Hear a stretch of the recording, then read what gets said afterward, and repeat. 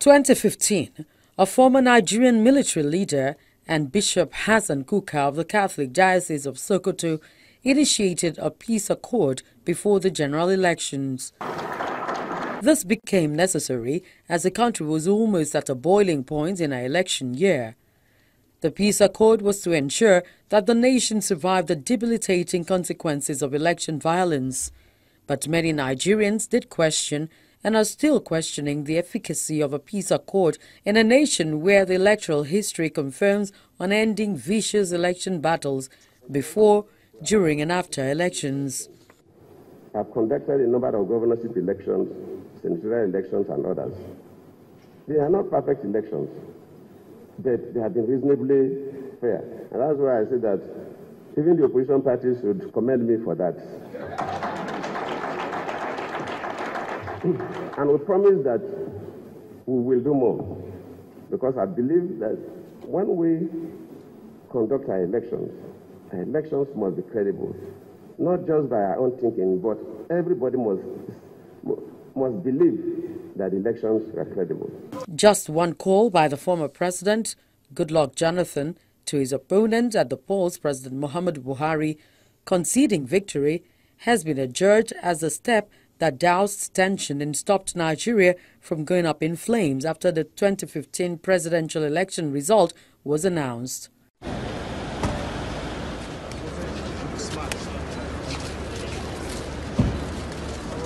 November 2018, the chairman of the National Peace Committee, General Abdulsalami Abubakar, and other prominent members of the committee arrived this venue for another peace accord with chairmen of political parties and their presidential candidates ahead of the 2019 general elections. The meeting is to present a draft copy of the 2018 peace accord to the political parties and their candidates for inputs before the signing ceremony a month later. I'm happy to say that this is the crowning moment for the consolidation of all peace efforts that have so far been made. And I want to thank all of you for making it possible. We have now entered the electioneering period proper, and keeping the peace during and after election becomes our overriding objective. Why this meeting is crucial is because it has shown that wherever it takes place, political party dialogue has always contributed to the effective peace building, democratization, and development. First, the election itself will not hold in the absence of peaceful atmosphere. Second, and equally important, governance after the election will be impossible without a peaceful environment. Third, disharmony among political parties hinders all development efforts. We are gathered here today to perform a very important part of our quest for a peaceful political process. We are here to install trust between the various contestants. Given the central role that governance plays in a nation state, it is clear that without trust, a society cannot thrive or develop. If the children do not trust their parents, workers their superiors, there can be no family or good work environment. If the citizens do not trust their government, we cannot build a peaceful and progressive society. December 2018, presidential candidates, including the sitting President Muhammadu Buhari, attends the signing of a peace deal that seeks to guide the conduct of candidates and their supporters before, during and after the 2019 elections. But the candidate of the opposition People's Democratic Party, Atiku Abubakar, is among others who did not attend the event. Perhaps there would have been no serious cause for the worry if the process of electioneering in Nigeria has been this straightforward. Free, fair, and peaceful elections are like campaign and voting, important elements of democracy. But the truth be told, are the political gladiators very serious and very committed to peace and peaceful coexistence of our nation? We need to ask ourselves that, because they are the one that usually focus on hate speeches and they will eat up the polity. Some of the demands of the peace accord are mentioned. Promotion of sectional or ethnic interest and religious intolerance will perpetually keep us separate rather than being united and indivisible. Mutual suspicion cannot make us see the best in any of us, regardless of our party affiliation. Buying of votes and the suppression of votes can only defeat the essence of democracy. It's time for President Muhammadu Buhari to speak. The president blames the political class for the past violence while expecting the highest standard of conduct on the part of the electoral umpire and security agencies for the 2019 elections. I wish to call on the Independent National Electoral Commission, INEC, and all arms of security agencies to put the nation first in their conduct. The world is watching us, and the task of building our country, institutionalizing trust in our political system. February 13, 2019, presidential candidates arrived to put pen to paper, signing the 2019 National Peace Accord for the second time. Witnesses include former heads of state General Abdulsalam Abubakar and General Yakubu Gowon, former president of Liberia and that of Tanzania, Ellen Johnson Sirleaf, and Jakaya Kikwete, the Emir of Kano, Sanusi Lamido Sanusi, the Amanayabo of Tuan Bras, among other traditional fathers. Reverend Father Matthew Kuka and other members of the National Peace Committee, including international observer missions.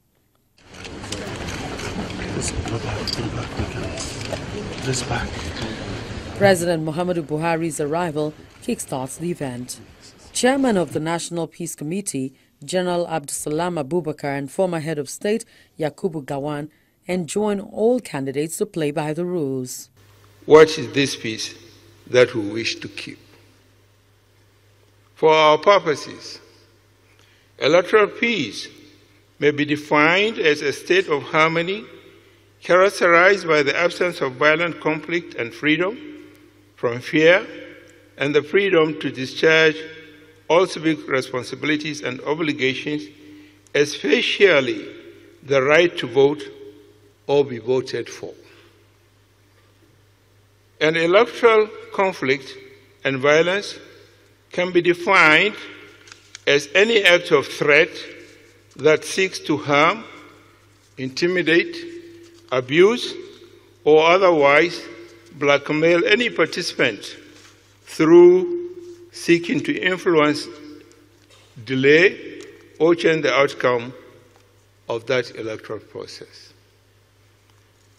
There are three critical stages in the electoral process that are prone to violence, against which we must guard. One, the stage, which we have just passed, the electoral stage, the campaign period up to election day, and the post-electoral stage. The stage for processing and announcement of the results and its aftermath.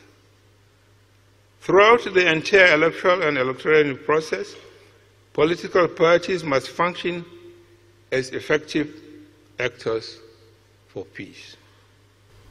I wish you all the very best of luck, each and every one of you. But I thought, in fact, the most important thing that we need is that, yes, you've been campaigning, making utterances for and against your party or other parties. And now the time has come to really get your electorate to listen to your advice. This time, not the campaign, but this time to ask your electorate, to ask them, your members, to have a peaceful election, that none of them should go on involved in any act of violence or intimidation of any other party. This is what I'm requesting you, the presidential candidate, and of course chairman of all the parties, to make sure that you speak directly to your voters, to speak to them and plead with them. Please, let us have a peaceful election, and let us respect, all observers, both national, both foreign, international, as well as international, so that they can observe to make sure that the things, go well. Commonwealth Secretary-General Patricia Scotland, as well as traditional fathers, lend their voices to an appeal for a free, fair and credible election. The signing today of the National Peace Accord is fully in line with those Commonwealth values. The country, the regions, the continent and wider world are holding their breath. Nigeria is the largest economy in Africa, with the largest population. She plays a crucial political and economic role in Africa and in our Commonwealth. What happens in Nigeria matters to all.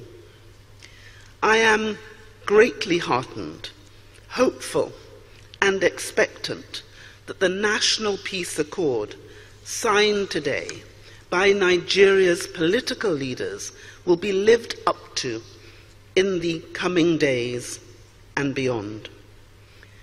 It is a heavy burden that Nigeria's political leaders gathered here today carry.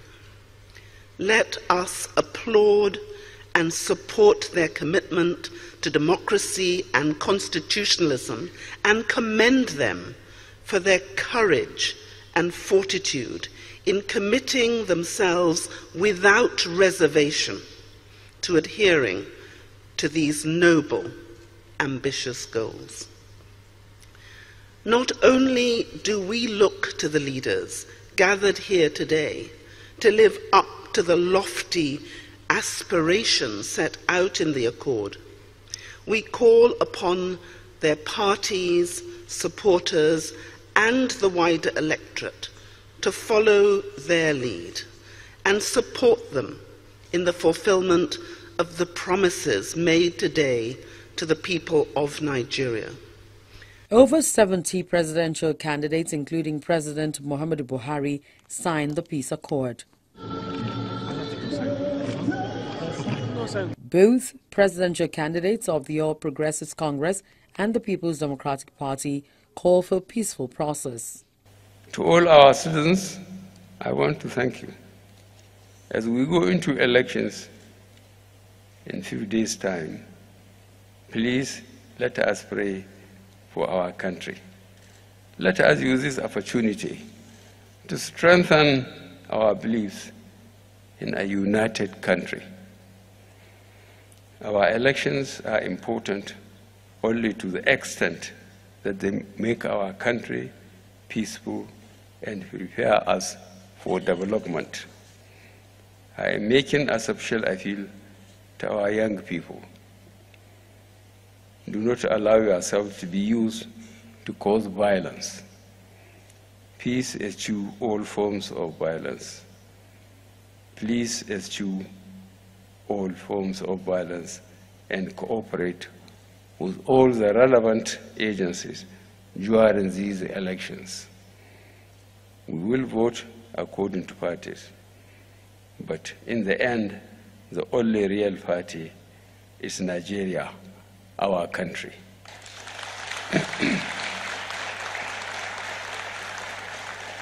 Our elections are important only to the extent that they make us strong. Let us do our best and ask God to bless us and our country. Thank you, and God bless the Federal Republic of Nigeria. As representatives of our party and people, may I freely quote the words of former President Goodluck Jonathan, which remain a benchmark for me, taking into account the deep feelings that prevail as February 16, 2019 approaches. And I quote, and he said, "My ambition is not worth the blood of any Nigerian," and I quote.